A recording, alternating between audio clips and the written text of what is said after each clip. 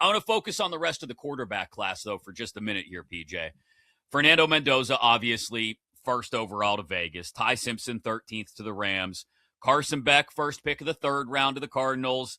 Drew Aller, a bit of a surprise in the third round to the Steelers. Cade Klubnik, I mentioned, to the Jets.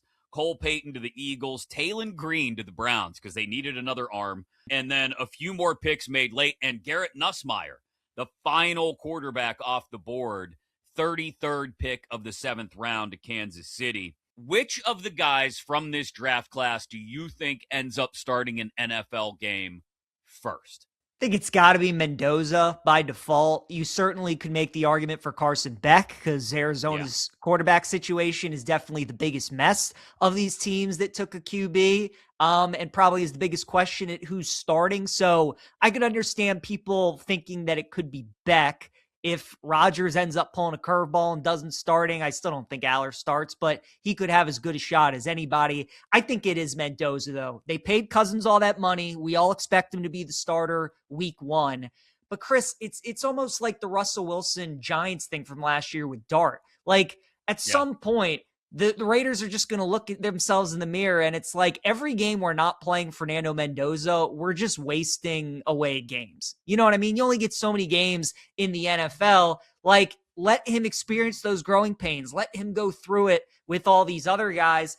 He's as NFL ready from an experience standpoint as you could want. He played a number of years at Cal. Then he was in Indiana. He played in all these big games last year. He won a national championship. So the kid's ready, I think. They've upgraded the offensive line. He's got some good weapons there.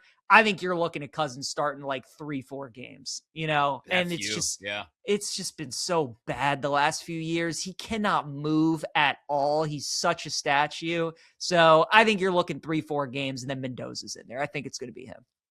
I'd like to see the Raiders, for Raiders fans' sake, be a little more patient and ride it. See if you can get to Halloween at least. Before they flip the switch to Mendoza, just to give him a little bit more time. But I think you could be right. I do think there's a chance Carson Beck starts week 1 in Arizona. Like, that sounds insane right now. But I think because of the, Brissett asking for more money, Arizona looking at him and being like, dude, you're just keeping the seat warm for the guy we just drafted. We're not going out of our way to keep you happy. We'll let Minshew be the backup and let Beck take the reins right out of the gate.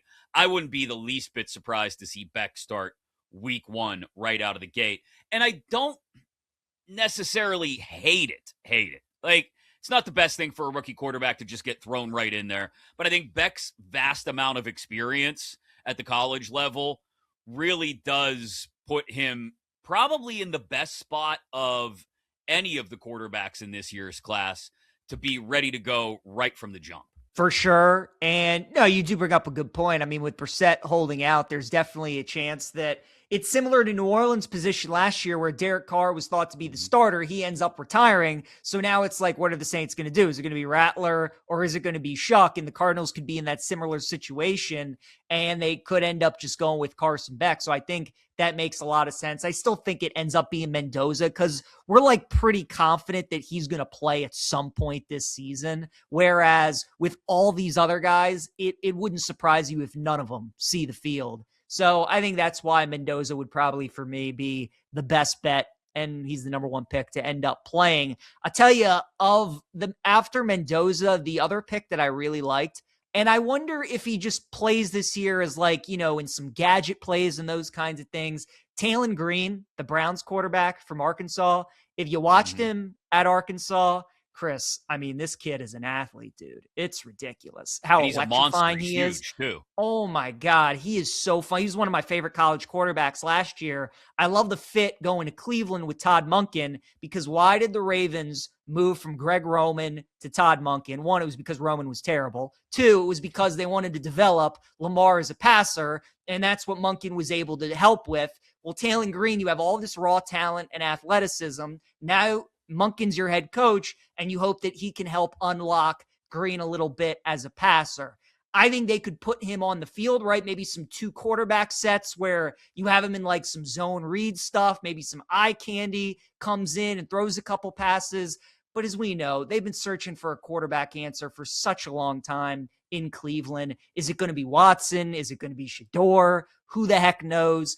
But like you said, they have Gabriel still there. They have Green. He might not even make the team. His athleticism, though, if they're able to find anything, Chris, with him as a passer, I think he's the wild card in this class. And I like the pick, and I like the fit with Cleveland. And I would say if we're just looking at immediate opportunities to start, I would cast sort of a little bit of a side eye towards Kansas City, because we don't know if Mahomes is going to be ready for the beginning of the year.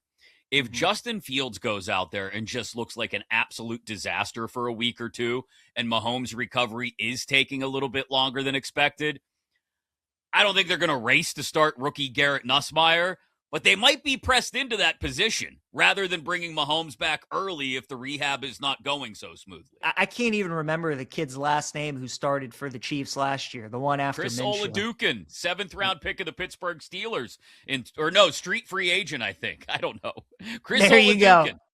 So that guy started last year, Chris. If he could start, then I think there's a chance that Nussmeier could potentially start as well. That's a good call. And I mean, maybe like Kalakamanis potentially for Washington. Is Jaden Daniels is he definitely, I think, is giving us all these vibes of super talented player. Is he just going to be riddled with injuries his whole career? Kalakamanis is down the board, but again, they dealt with a bunch of injuries. Mariota ended up getting hurt last year too. So that's a franchise that they're always hurt. That field that they play on is terrible, and you never know what quarterback you could get out there as well. So I think you're right. Maybe some of those 7th rounders, Kalakamanis, Nussmeier, a lot would have to go wrong, but maybe a chance you could potentially see one of those guys.